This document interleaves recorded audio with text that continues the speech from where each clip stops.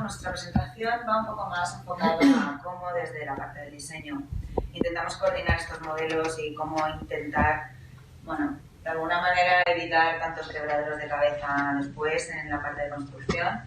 Tengo que decir que no siempre lo conseguimos y que esto es un proceso que todavía está en marcha. Yo soy Sara Briz, trabajo para el Departamento de Project Management para Arup.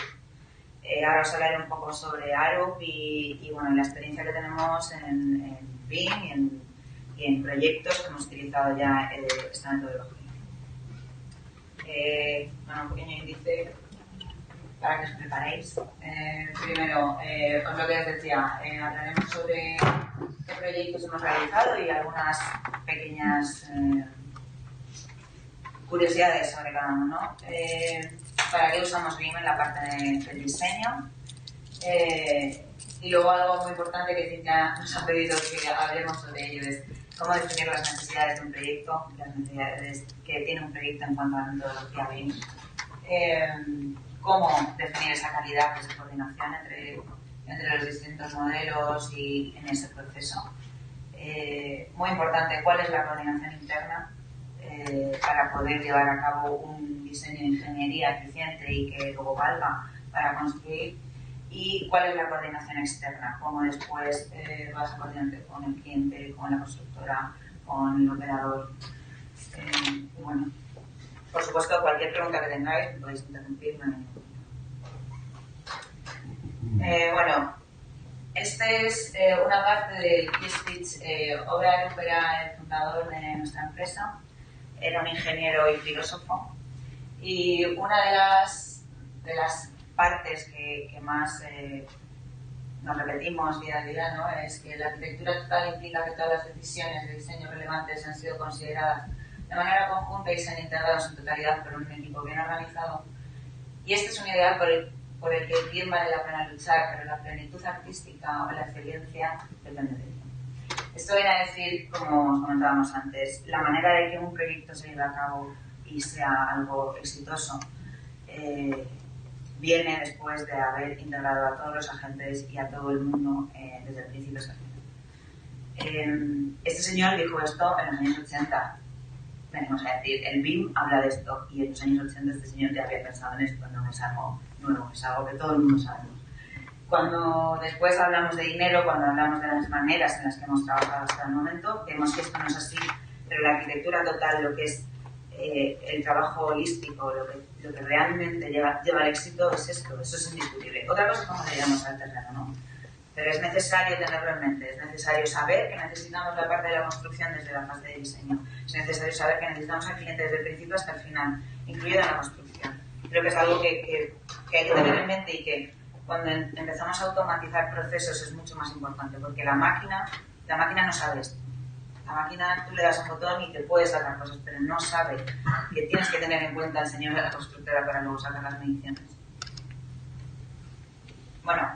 Esto es un poco para, no sé si conocéis nuestra empresa, tenemos 91 oficinas en 39 países, trabajamos todo tipo de proyectos desde infraestructuras, logística, consultoría, real estate, diseño, cualquier tipo, ¿no? Esto nos da una visión también, lo que hablábamos, ¿no?, de tener en cuenta muchos factores dentro de lo que es un proceso constructivo, desde el diseño, construcción, incluso operación, ¿no?, que al final a los promotores o operadores es lo que más interesa, ¿no? ¿Qué voy a hacer con mi edificio cuando lo termine, ¿no? ¿Cómo puedo venderlo mejor? ¿Cómo puedo sacar más provecho de esto?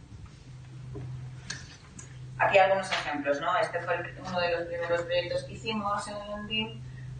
Por ejemplo, este solamente se utilizó un modelado de estructura, no tenía ningún tipo de información, pero ya se empezó a utilizar el 3D para crear interferencias, para ver mediciones. Al final el suelo era hormigón y estaba bastante controlado, ¿no? Empezó a hacerse programación, empezó a hacerse un diseño efectivo de la estructura en este caso. Tengo que comentar, o sea, en Arup llevamos muchos años haciendo proyectos en BIM. Obligatoriamente tenemos que hacerlos, independientemente de que el cliente nos lo pida o no, tenemos que modelarlos o seguir la metodología BIM, que es mucho gestión documental. O sea, no tienes por qué tienes que tener un sitio en el que se recojan información sobre un 3D si es posible y si no, tener una base documental que siga un proceso, un flujo de trabajo lógico. Nosotros nos dimos cuenta que el primer proyecto te cuesta mucho, pero el segundo eres el doble eficiente. Es que ganas en coste, ganas en automatización, en calidad. Es algo que sí, que te lleva mucho trabajo, te lleva muchos quebraderos de cabeza, pero es que lo ves. O sea, las personas, los técnicos que estamos día a día modelando, sacando planos, de repente te das cuenta que es todo mucho más rápido, mucho más visual, cometen menos errores. Es que es imposible no caer en ella, ¿no? El Parasol de Sevilla, toda la estructura, esto tenía una estructura bastante compleja, cada una de las piezas era distinta. Entonces, para la fábrica, que luego iba a modelar todas estas pequeñas partes estructurales, esto les fue genial, porque tenías exactamente cuáles eran las dimensiones de cada una de las piezas, ¿no? Que imaginaos la cantidad de planos y secciones que deberías haber hecho para piezas prácticamente singulares para cada una. O sea, era una locura para esa fábrica. Y bueno, esto ya empezaron a ser proyectos en los que ya coordinábamos estructura con instalaciones. No sé si os recordáis que es la imagen que ha puesto Ana antes de tenemos una vía y de repente llega un conducto y aquí ¿qué pasa? Bueno, pues aquí lo podemos prever y lo podemos prever desde la fase de diseño y podemos corregirlo. Esto, imaginaros lo que es coste, tiempo, quebraderos de cabeza para la constructora, órdenes de cambio. O sea, estás ahorrando muchísimo dinero a posteriori y encima a ti, claro, que luego tienes que rediseñar, tienes que dar explicaciones sobre por qué te has equivocado. De nuevo, esta universidad aquí ya empezamos también a modelar pequeños equipos, pequeños renders para que viese el cliente cómo quedaba, cómo le vamos a poner. Ahora, bueno, los siguientes... Aquí lo mismo, mira, en el tema de la coordinación, ¿no? Pues ahí ya veíamos que chocaba en contra del muro, pues buscar soluciones. A lo mejor ese muro no pasa nada, puede pasar por ahí, pero ya el programa te detecta que ahí estás teniendo un problema. Luego, para la gestión documental, impresionante. O sea, este era un proyecto en el que el contratista estaba involucrado desde el principio y nos pidió que codificásemos cada uno de los elementos. Es un código que luego iba a utilizar para hacer pedidos y podía filtrar muy rápido por subcontratas cómo iba a hacer esos pedidos. Y aquí, bueno, no sé si lo veis bien, pero aquí cada uno de los elementos tiene una codificación distinta. Imaginaos lo que es esto hacerlo a mano. O sea, a mano, horroroso. O sea, gente picando, la cantidad de errores que puedes cometer. Directamente metes un parámetro, todos estos elementos van a tener el mismo código y van a poder sacarlos. O sea, esto fue un trabajo alucinante documentalmente, fue alucinante. Todo esto, por supuesto, pedido por el cliente. O sea, esto el cliente lo tenía súper bien definido desde el principio. Creo que a la constructora no se llama. Si te llevas algo así, todo completamente codificado, supongo que te ayudará muchísimo. Nosotros, cuando les dicen a mí, es lo que digo. Claro, es que es algo que en principio esto debería haber sido así toda la vida, ¿no? O sea, aunque tengas una sección, un plano, tú vas rotulando cada uno de los elementos, pero bueno, que somos humanos, cometemos fallos y estas máquinas nos ayudan a no tenerlos tanto. Y bueno, ya los últimos que hemos hecho, ¿no? Frank Wellness ha sido uno de los primeros proyectos que hemos hecho desde la oficina de Madrid en el que teníamos diseño estructural y diseño de instalaciones. La arquitectura nos venía de Fenwick y fue cuando integramos ya todo y realmente coordinamos todos los modelos. Y esto ha sido un trabajo horroroso, pero luego nos llegó a el Caliban Tennis Center, que en este ya realmente hemos sacado los frutos de todo el trabajo anterior, ¿no? En estos proyectos de esta envergadura es imposible, o sea, es que o lo haces así o es el día de la marmota. O sea, es constantemente fallo, constantemente volver a hacer. Y bueno, estos ya son al final, por ejemplo en Irlanda ya directamente en un hospital, pues se lo piden, pero por supuesto ya hay unos requisitos específicos del cliente de cómo hacerlo, pero ya veis, ya al final todas las instalaciones, toda la arquitectura, todo súper coordinado. Y bueno, esto es un gráfico que a nosotros nos gusta bastante, que habla mucho de lo que hablaba Ana de la documentación, ¿no? Ahí vemos que la pendiente de las curvas indica el esfuerzo para crear y mantener la información. Cuando estamos diseñando el modelo tradicional, vemos que en esta fase de diseño se crea información, se pierde, como comentaban durante, en la planificación. En el diseño creas mucho y pierdes, y en la construcción vuelves, pero ahí hay un problema enorme, que es cuando pones en marcha el edificio, la documentación se pierde, o sea, no sabes dónde están. Trabajamos con muchos promotores o patrimonialistas que les pedimos documentación para hacer una due diligence, para ver cómo está su activo, y dicen, es que no tengo nada, tengo unos planos as-built, tengo la licencia y 4 cosas que necesito para el mantenimiento. Pierdes muchísima información. Y durante la operación, bueno, pierdes, siempre hay un punto de renovación en el que vuelves a hacer unos planos as-built, vuelves a modelar o sacas planos nuevos y sigue, ¿no? Y sigue, vuelve esta curva durante el tiempo. ¿Qué pasa con la metodología de BIM? Se supone que la curva es ascendente y es ascendente hasta la puesta en marcha. Yo hago un modelo, si todo se ha hecho como se debe hacer, hago un modelo que luego le va a servir a Ana para ella implementar su información, y después llegará nuestro cliente y tendrá su modelo para operar, que obviamente tienes que hacer un reajuste porque tú realmente no necesitas saber exactamente la cuantía de acero de un pilar desde el principio hasta el final, ¿no? Haces como un filtrado para que ese modelo sea realmente operable y lo mantienes en el tiempo. Esa información está ahí, puede estar en la nube, puede estar en un CD, puede estar en cualquier sitio, pero no se pierde, está todo junto. Y esto es uno de los grandes valores, o sea, para el operador, para el patrimonialista, tener esa documentación de tu modelo, tener claro cuál es el color de tu pintura, o sea, cosas muy simples pero que te dan mucho valor a la hora de mantener tu edificio. Y luego, por último, en el modelo tradicional de la operación y gestión de mantenimiento de datos, volvemos a ver eso, ¿no? Que lo que se intenta, si tú intentas operar tu edificio de una manera mejor, es que vas creando y vas, bueno, pues ahora voy a sacar el as-built de esta planta, ahora voy a sacar un poco según las necesidades que te pide el edificio. Y de esa manera, de la manera, bueno, que intentamos hacer dentro de la metodología BIM, no necesitarías, desde un principio tú decides lo que necesitas para tu bueno, un poco de información. Reino Unido, como os decía, tienen un 20% de desobediente en todos los proyectos de licitación pública. No sé si lo sabéis. Potencialmente en España este año ya se va a pedir entrar a las licitaciones públicas, que sí que se bajo metodología BIM. No sabemos qué metodología BIM es esa. Entendemos que será BIM total, como decía, ¿no? Pero ahí existe una comisión BIM que está metida en el Ministerio de Fomento, en el que hay muchas empresas del sector, pero nadie ha tomado la batuta, ¿no? Nadie ha tomado decir, va a pasar así, así, así, ¿no? Y que justo es lo que, como os comentaba, necesitamos. Necesitamos que los clientes, en este caso el Estado, decidan qué es lo que necesitan, cuál es el objetivo del BIM para ellos.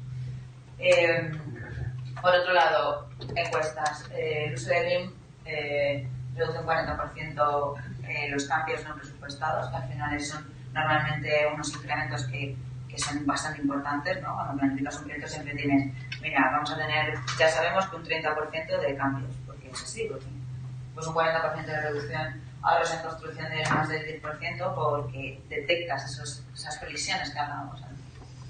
Y reducciones del plazo de ejecución del proyecto. Al final, lo que decía Ana, ¿no? Estás en obra, estás viendo, no necesitas ir a caseta para ver qué plano era este, cuántas varillas teníamos aquí, ¿no? Lo tienes aquí y ahora, y se lo enseñas al encargado, se lo enseñas al ferraya, a quien sea. Bueno, esto es un vídeo pequeño, es un poco ilustrativo de cómo gestionamos la información. Cuando nosotros nos metemos en Google Maps y decimos, queremos saber dónde está la torre espacio. Google tiene esa información, sabe que necesitamos esa información desde el principio, entiende lo que el usuario quiere. Si imaginaos que de repente la torre espacio no está ahí, está en otro lado, o sea, nuestra vida sería un caos. O sea, nosotros necesitamos Google, lo utilizamos día a día. Pues es un poco esa filosofía la que necesitamos aplicar aquí. Necesitamos saber cuáles son las necesidades, qué es lo que necesita el usuario, qué es lo que necesita de nosotros. Google ya lo sabe. No ha necesitado a nadie que se lo diga. Sabe que la gente necesita buscar un restaurante cerca de la torre espacio, ¿no? Esto es un pequeño ejemplo para que entendamos lo importante, ¿no? de lo que es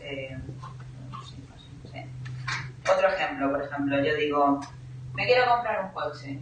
Y digo, venga, viene alguien y dice, mira, hay un Smart eléctrico, 155 kilómetros de autonomía, 2,7 metros de longitud, 71 caballos, 260 litros de capacidad de maletero, 2 plazas, esto es lo más del mercado, te va a encantar, cómpratelo, súper barato. Entonces, venga, va, me lo compro.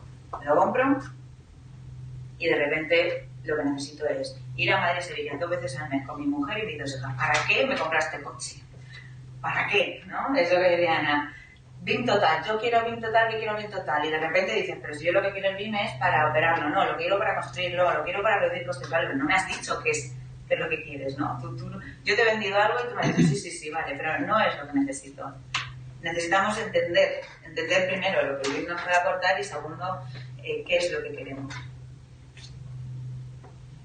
Entonces, hay una parte, ¿no?, de la importancia de compartir esa información de calidad, qué es lo que quiero, cuál es la calidad de mi modelo, entre los agentes y sobre todo definirlos antes de ello.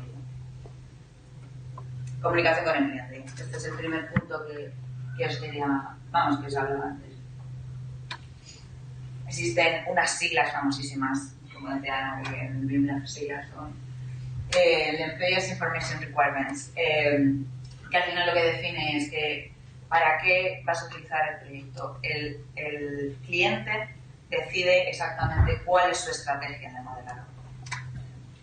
Nivel de detalle, el desarrollo del mismo en cada una de las fases, para el diseño y para la construcción.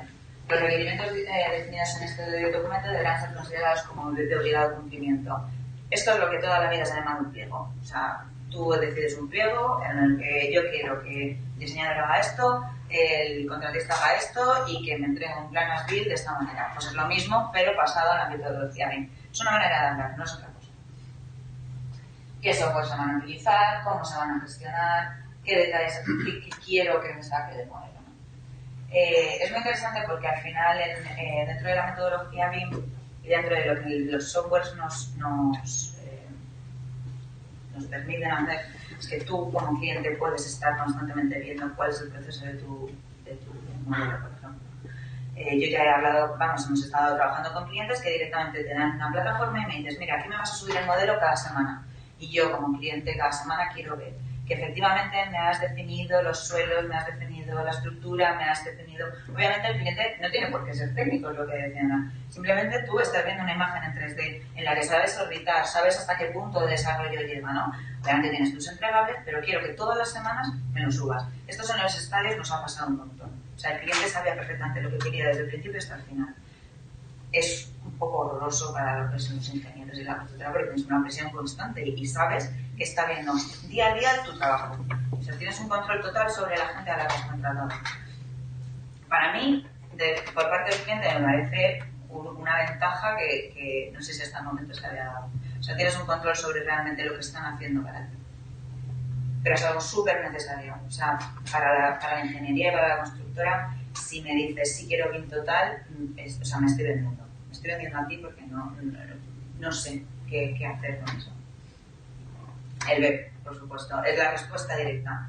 Ana decía que ella lleva los BEPs. Lo ideal para realizar un buen BIM Execution Plan es tener tus requisitos, elaborar cómo vas a llevar esos requisitos a la realidad y que intervengan todo el mundo en ese documento. Para que realmente ese modelo que va a seguir esa línea de añadir información llegue a algún sitio, al sitio que todos queremos que llegue. Entonces, dentro de ARUC, estos son ejemplos, por ejemplo, dentro de ARUC tenemos una coordinación externa. ¿Cómo nos aseguramos de que esos modelos lleven la información que nos está pidiendo el cliente, que luego hemos definido en el BEP y que nosotros tenemos que desarrollar? Entonces, primero, lo que tenemos es lo que llamamos BIM Data Delivery Review. Esto es una revisión que hacemos de calidad antes de ofertar. Y entonces ahí lo que nos ayuda es a revisar los requerimientos digitales que nos está diciendo el cliente, confirmar que podemos hacerlo. O sea, me dicen BIM total, no tengo ni idea de lo que es BIM total, ¿puedo hacerlo? No lo sé. Pues preguntas al cliente, oye, ¿esto cómo es?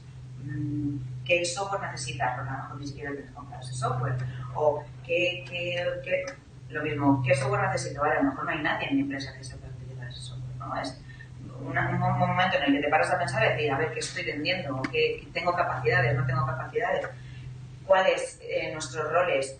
¿Qué riesgos? ¿En qué puedo ayudar al cliente? Por ejemplo, imagínate, te piden, yo quiero que mi modelo pueda ser utilizado para la planificación. Dices, anda, y no está teniendo en cuenta las mediciones. A lo mejor le podemos decir, mira, podemos también ayudarte en esto, ¿no? Esta es la primera coordinación interna que tenemos.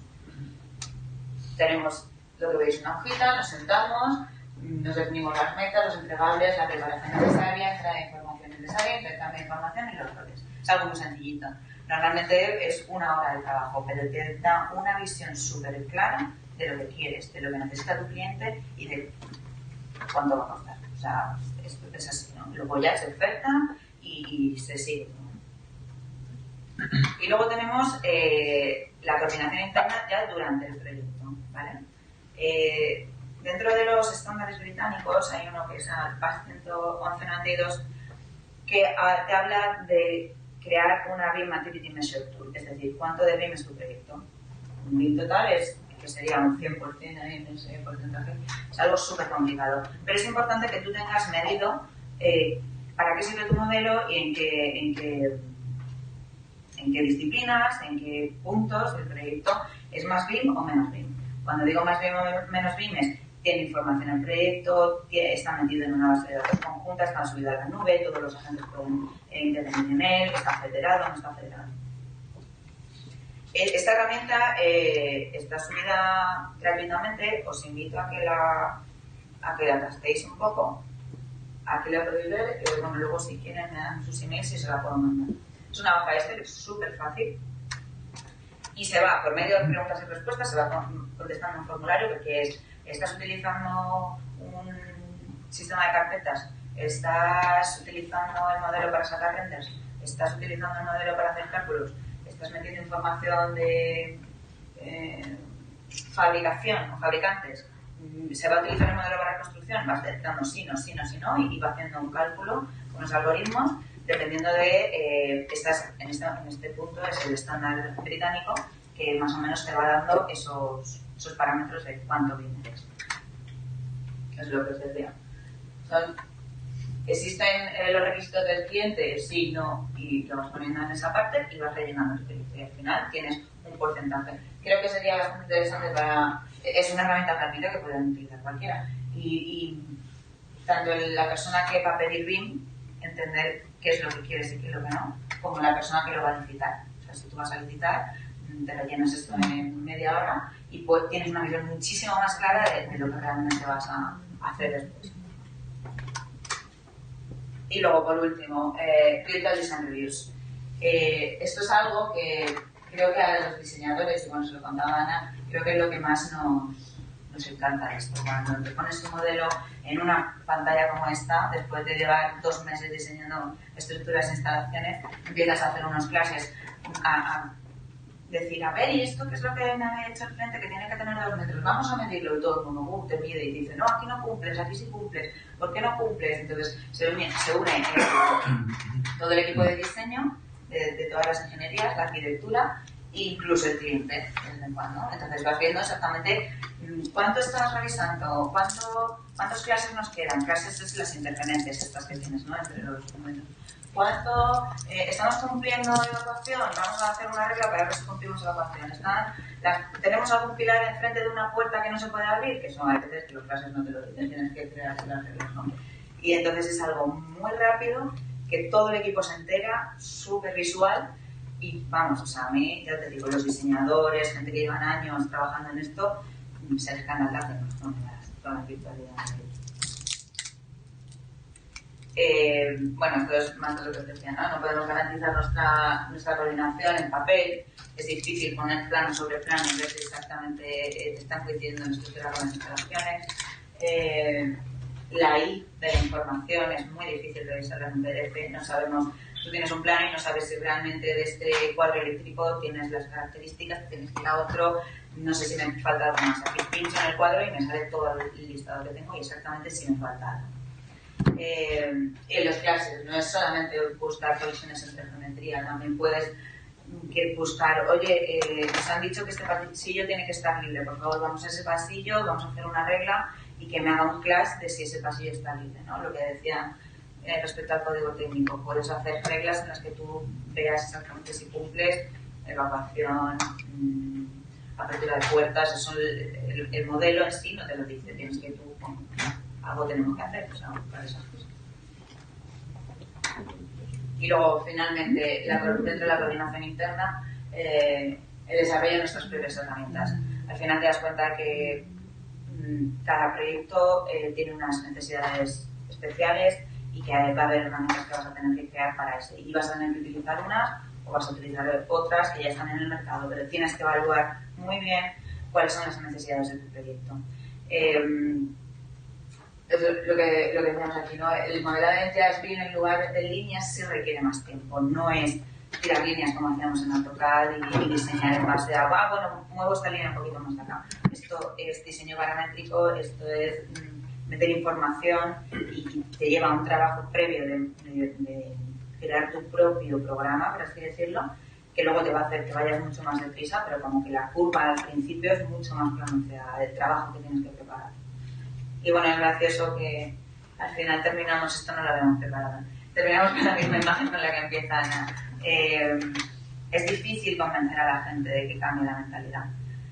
Y esperamos tener dentro de poco muchísimos proyectos en los que podamos demostrar que realmente el coste, el tiempo, la eficiencia han sido mucho mayores utilizando estas metodologías. Hay mucha gente muy reacia a cambiar de metodología que obviamente tienes que formarte y tienes que entender, pero es donde nos lleva, ¿no? Toda la tecnología, todos tenemos un móvil que hace librerías, todos utilizamos Google, todo, es donde nos lleva. Y en la construcción estamos yendo mucho más atrás. Hace poco hablaba con un amigo que en la industria, por ejemplo, en todo el tema industrial, todo se hace automático, todo se hace por programación. Tú no diseñas una tuerca en AutoCAD. Eso lo haces por programación, los engranajes, todo lo haces por simulaciones. Un coche, eso jamás, o sea, no lo haces con plano. O sea, lo haces un modelo 3D y haces una simulación en 3D. Y nosotros estamos un poquito más atrás, pero bueno, creo que se puede llegar. Y nada, finalmente lo mismo que hablábamos, ¿no? Desarrollar nuestras propias herramientas, ejemplos de herramientas desarrolladas en automatización para sacar ediciones, integración de cálculos, propios elementos y modelos. Bueno, un poco lo mismo, gestión de entregables. Y ya está.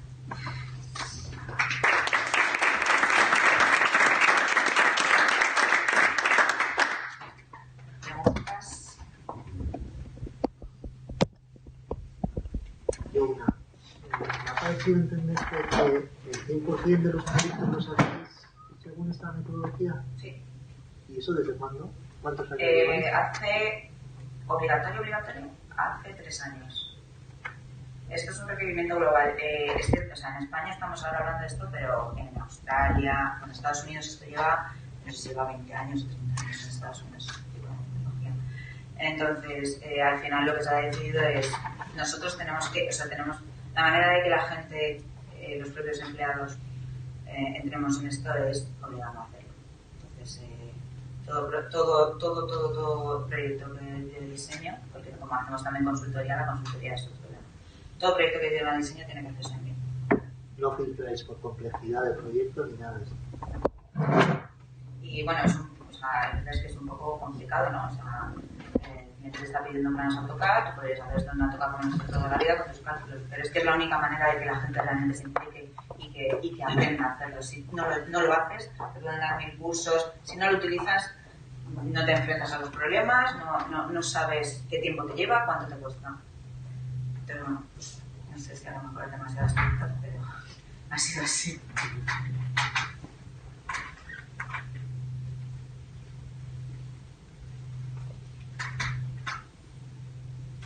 ¿Alguna que tengáis respecto a los documentos que ha mencionado Sara?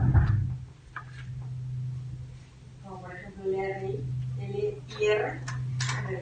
Sí, bueno, es lo que os comentaba desde el principio, ¿no? Es un documento en el que el cliente te va a decir cuáles son sus requisitos, o sea, que es el ante para poder desarrollarlo. O sea, en realidad es unos estándares que tú tienes como promotor sobre para qué vas a utilizar tú, que obviamente puedes ir modificando explicando, ¿no? Pero ¿para qué vas a utilizar tu BIM en tu proyecto? ¿Por qué vas a tomar esa decisión? Y al final creo que al promotor les parece mucho más cuál va a ser su uso, y a nosotros nos va la vida eso. Una pregunta del BEP. Va evolucionando, diría, has mostrado que va como evolucionando. Partes de los requerimientos del cliente, haces un BEP previo, luego aquí encajáis aquí la comunicación y la relación con los clientes. O sea, el BEP también para vosotros es una herramienta para cómo te relacionas con el cliente, porque de hecho no sería estrictamente BIM esto. ¿Cómo me relacionaré con él? ¿Dónde dejaré la información? Totalmente, eso es uno de los puntos, y además es una de las cosas, ya no solamente cómo vas a hacer el diseño, cómo va a ser el modelo. Hay un problema que ahora se está viendo de, por ejemplo, permisos, o realmente a quién le pertenece esa información. Si yo comparto contigo mi modelo, tú puedes utilizar ese modelo para ti y para otra cosa. Todo eso tiene que estar establecido en el web, tiene que estar establecido cómo se van a compartir los modelos. De hecho, nosotros esa review que os decía antes al principio que hacemos es cómo se va a compartir los modelos. Necesitamos un servidor aparte. ¿Quién va a tener la potestad de ese modelo? ¿Y quién va a ser propiedad también del cliente? ¿No? Pero ¿cómo se va a intercambiar? ¿En qué formato se cambia? Porque a lo mejor no todos incluso comunicación aparte del modelo, ¿eh? Es decir, nos llamaremos por teléfono, nos enviaremos correos o pondremos un servidor, claro, o un sistema de coordinación. Me refería a eso, o sea, ¿cómo se va a intercambiar el modelo? Se va a subir a una nube y todo el mundo va a tener acceso y se lo descarga, o te lo voy a mandar por email, o esta información que no está en el modelo de momento incluida te la voy a mandar por email. Todo eso se debe definir. Y se va definiendo, por supuesto, tienes que tener versión 1, versión 2, versión 3. O sea, porque además el proyecto te va pidiendo más cosas. O sea, te das cuenta que es que el servidor no te funciona tan bien, entonces vamos a utilizar otro, o te lo voy a mandar por email. Entonces eso se va... Pero es una manera de registrarlo, ¿no? Y de saber exactamente cuál ha sido la comunicación y cómo va a ser la siguiente. Este no es un problema estrictamente de BIM, sino que era un problema que venía de antes. En cuanto a que... ¿Cómo nos relacionamos con nuestros clientes? Es un tema que, aunque lo hiciéramos en papel y rotulador. BIM no es nada nuevo. O sea, BIM estamos metiendo las cosas en un modelo 3D, pero al final lo que estamos es que esta herramienta nos está pidiendo que seamos más estrictos en esa comunicación, porque es más nuevo, pero al final lo que intentamos, igual que la integración de la constructora en el principio, eso tampoco es nada nuevo, pero te lo está pidiendo más. O sea, es un proceso de trabajo que te está pidiendo que seas más integrador desde el principio y que definas más esto, porque sí es cierto que al final las comunicaciones entre unos y otros tú las puedes hacer por mail, las puedes hacer por teléfono, puedes hacer lo que quieras, pero pasarte un archivo que ocupa muchísimo espacio no lo puedes hacer, entonces ya te obligas a pensarlo de antes, que está bien, ¿no? Como que es un flujo de trabajo más definido desde el principio. Uriol, este punto lo trataremos, o sea, la siguiente fase cuando haya acabado Sara, que entrará Cintia, seguramente será después del café, trataremos las herramientas de comunicación. BIM 360, concretamente. Me gustaría aprovechar que, bueno, estáis la parte de proyecto de ingeniería y constructora, porque uno de los problemas que te encuentras es cuando te viene un proyecto externo de una ingeniería y un estudio de arquitectura y llega a la constructora. Siempre pasa que en un momento dado pues hay pequeños errores de ejecución que desde la caseta de obra el coordinador puede coger y ahora coges, mover 2 líneas de CAD, le das solución, luego lo transmites, pero claro, el modelado BIM tiene como una propiedad, ¿vale? Tiene una responsabilidad igual que tenía el proyecto, pero ¿cómo hacéis en la constructora? O sea, decís, bueno, yo me hago un archivo aparte vinculado pero sin tocar lo de la ingeniería y luego cuando lleguemos al punto lo sustituimos. Esa fase intermedia de ir creando poco a poco el ASBIM, ¿cómo lo definís? Nosotros las experiencias que tenemos es que se produce a principio de obra un traspaso de las responsabilidades de este modelo. Entonces en la ingeniería nos lo traspasa y nosotros lo vamos actualizando. Entonces, tenemos dos situaciones. La primera es que sea un cambio que nos va a pedir el cliente, por ejemplo, ¿vale? Entonces, la idea es que normalmente ellos nos pasan esta pequeña modificación hecha y nosotros lo incorporamos al modelo que está al día. Y ellos siempre lo verifican, o sea, aunque seamos nosotros los que lo estamos tocando, ellos siempre tienen su chequeo y su verificación, o sea, tiene su tip. Por otro lado, las actualizaciones que se producen por cuestión de ejecución de obra, lo mismo, nosotros le incorporamos al modelo, lo hacemos, hablo así con Sara, pero normalmente es la ingeniería o la de se lo hacemos llegar, lo verifican, se puede construir. Casos como muy extremos, por ejemplo, la última hora que estuve yo, teníamos una cimentación in situ. Con la cimentación in situ no se llegaba. Planteamos prefabricada. Pues nosotros hicimos el modelo, hicimos el modelo, coordinamos con el modelo de infraestructura enterrada, modificamos lo que teníamos que modificar y se lo pasábamos. Mira, este es el cambio que te proponemos, lo hemos comparado, lo hemos coordinado y esto es lo que hay que hacer. Entonces siempre estaba este flujo, pero la responsabilidad la teníamos nosotros, el modelo en obra. O por ejemplo, estructura metálica. Ahora todo el mundo trabaja en la tecla y todo va por lo que tienen programado y fabricación va directa a través de los modelos. Nosotros teníamos el modelo de diseño, pero nuestra subcontrata se hacía el modelo de lo que realmente iba a fabricar. Entonces nosotros lo coordinábamos con la arquitectura, decíamos, espérate, esta placa bájala que te choca con no sé qué, y siempre pasaba por el filtro del ADF. Ok, no hay ningún problema a fabricar, pero la responsabilidad del modelo ya estaba en otra, porque al final somos los que vamos teniendo este feedback de qué es lo que pasa en la casa, qué es lo que pasa en la obra, qué es lo que no pasa y la realidad de lo que se está ejecutando. Pero lo que decía, cuando venía un modelo por parte del ADF, nos enviaban esa parte de modelo, o sea, esa parte nos enviaban el modelo general indicándonos esta es la modificación que tienen que incorporar y yo ya lo incorporaba en mi modelo. O sea, sí que es verdad que existía esta especie de duplicidad, pero yo siempre tenía mi modelo al día que es sobre el que luego podía hacer. Bueno, y la pregunta también iba un poco, aparte de porque estamos planteando a ver cómo hacemos esa fase de proyecto a la constructora, es porque ahora ha aparecido el tema de la responsabilidad civil sobre los modelos, que incluso ASEMA lo está asegurando los modelos BIM. Entonces, claro, antes estaba muy claro porque simplemente un acta de obra, pero ahora a mí me da un poco de miedo el hecho de quién es el que lo incorpora por la trazabilidad del proyecto. Pues sigue siendo responsabilidad del arquitecto o del ingeniero privado.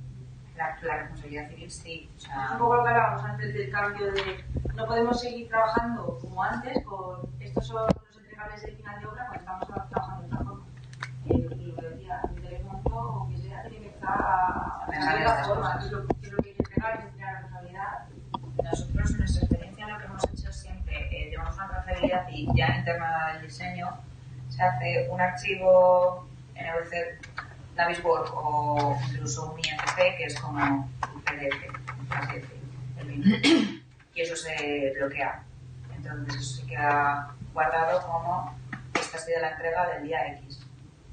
Entonces, cuando entregamos a construcción o al propietario se entregan varios archivos. Uno es el nativo para que la constructora pueda manejarlo, otro se entrega uno de Navisworks en el que se ve exactamente lo que está encontrado y luego un INTC.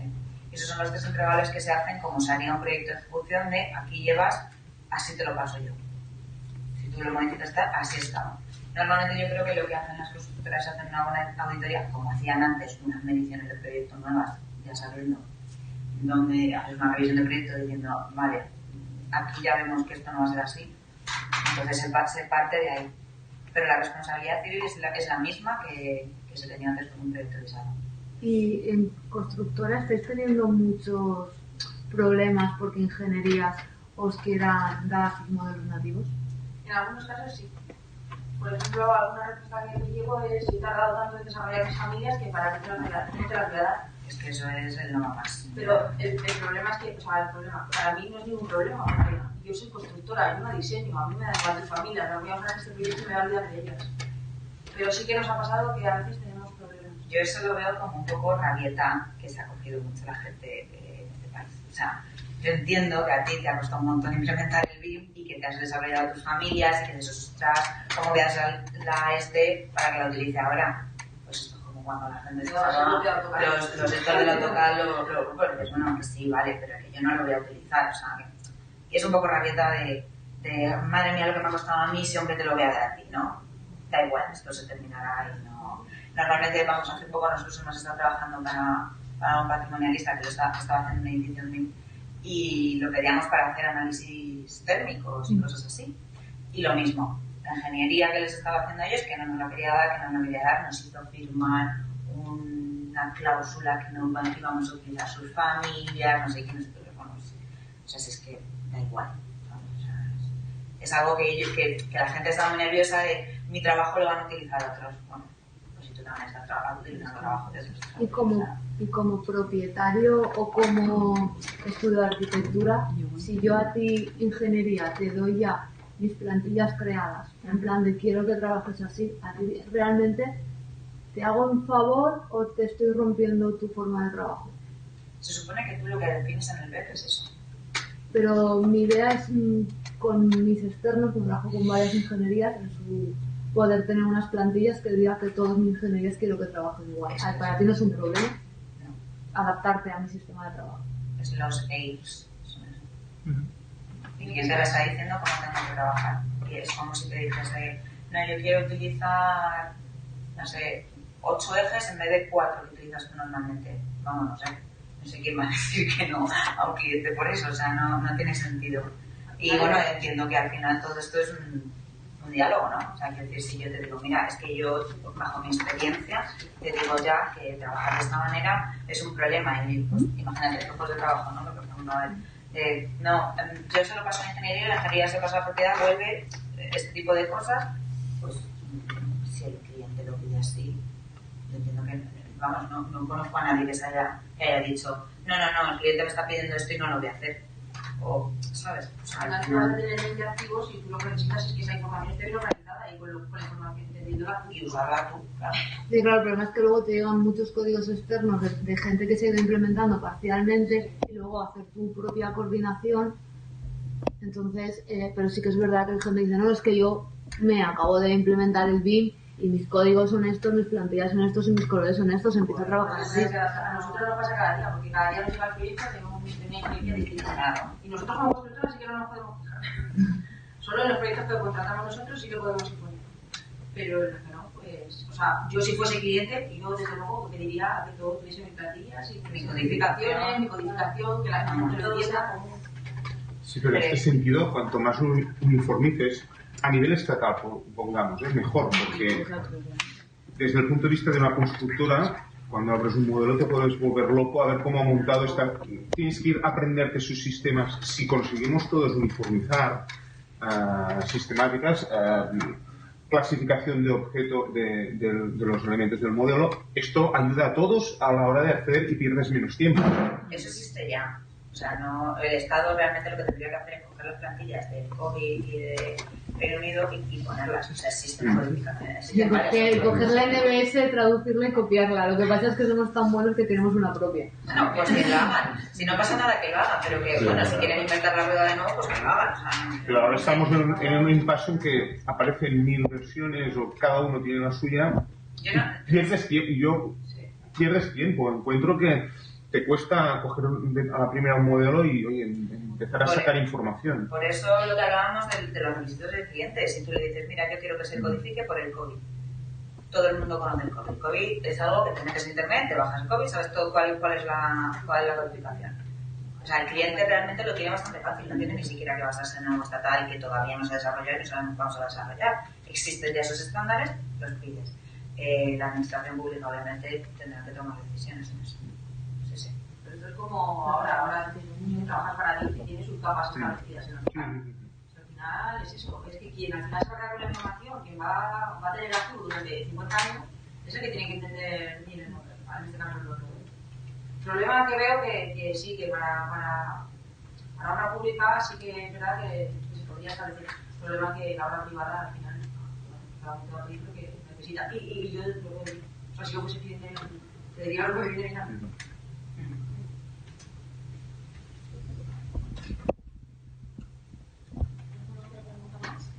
una básica.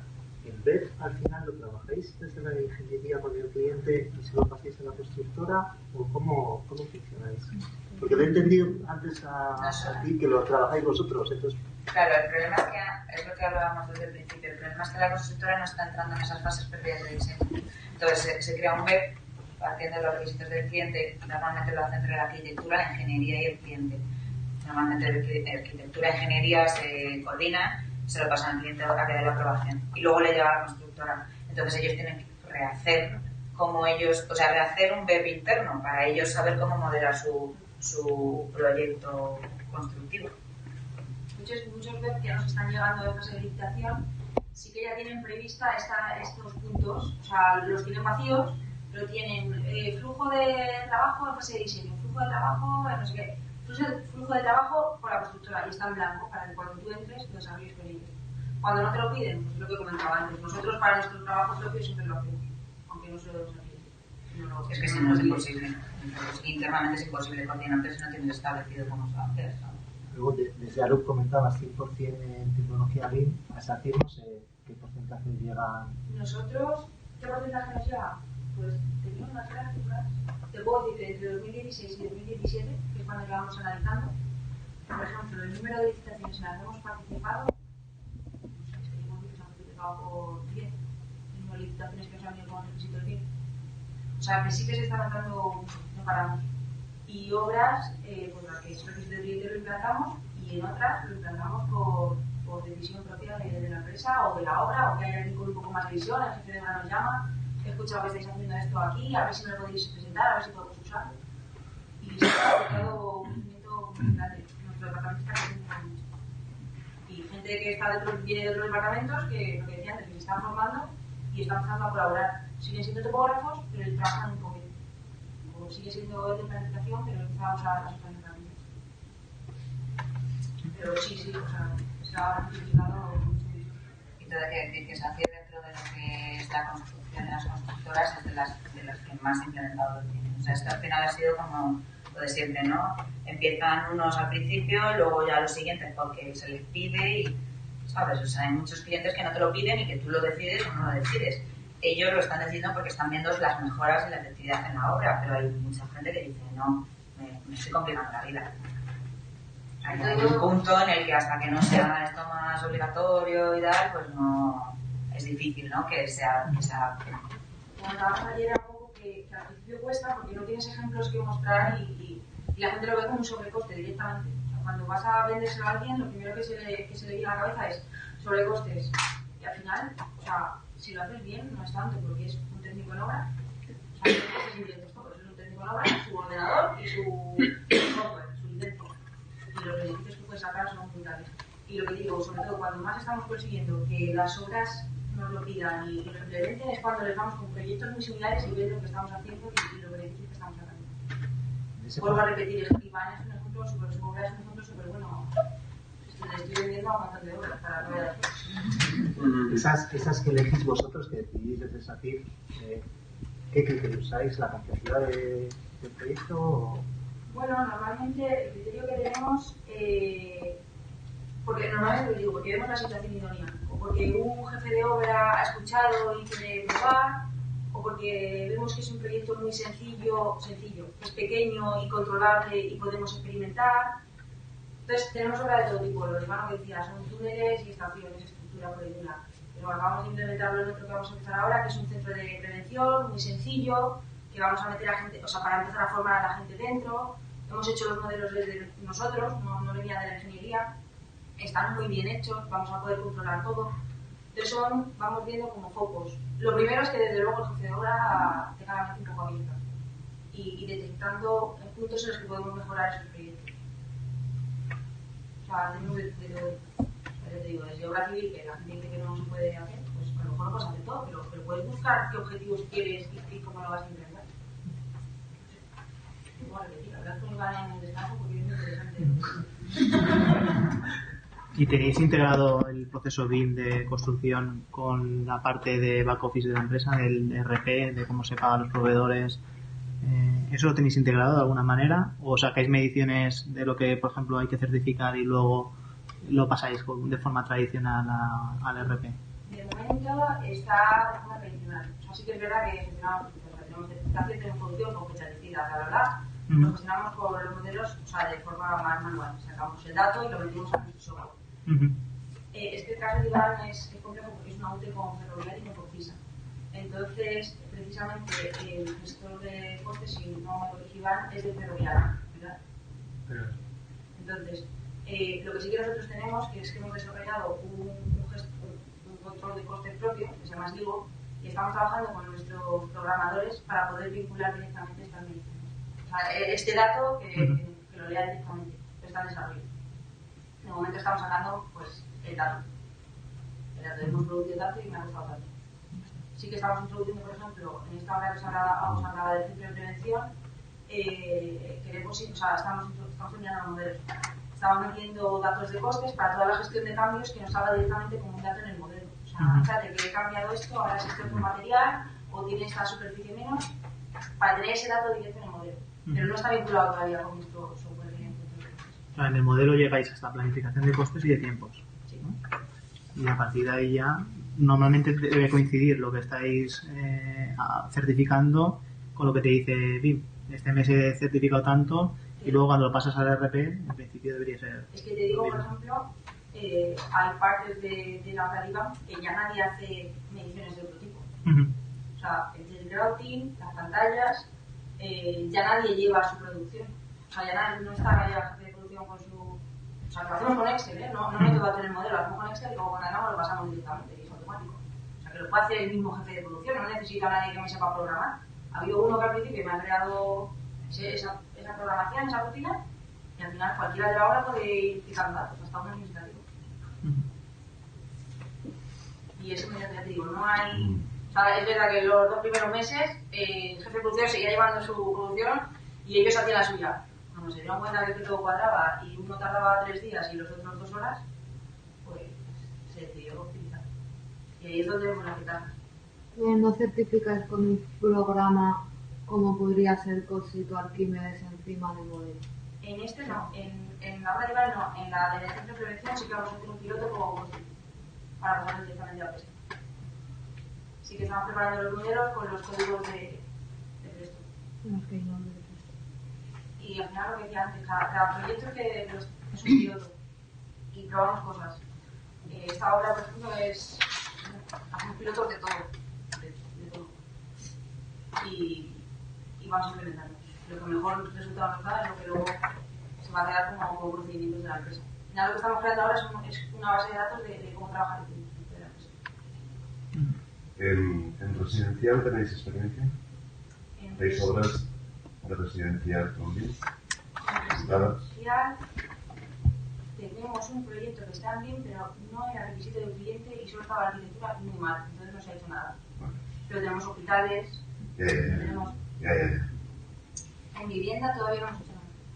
Tampoco, bueno, sí, en una zona tenemos bastante vivienda, pero no había nada con...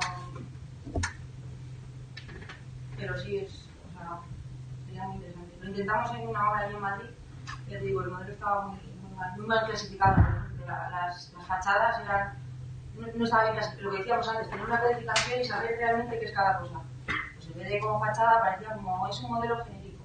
Entonces tenías ahí una cantidad de edición que no te aparecía en el listado de fachada porque estaba segunda. Entonces decidimos, pues eso, no perder el tiempo en volver a modelar, porque en esa obra precisamente pues no nos compensaba. Porque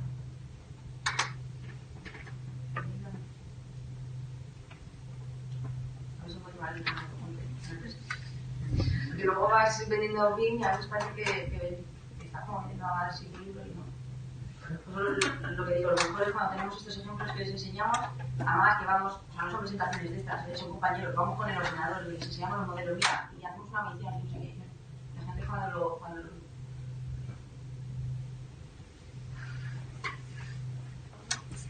Bueno, pues vamos a acabar esta primera parte. Vamos a hacer un pequeño break, un coffee break, ¿vale? Un poco para tomar un descanso y luego volvemos y ya me toca a mí. ¿Vale?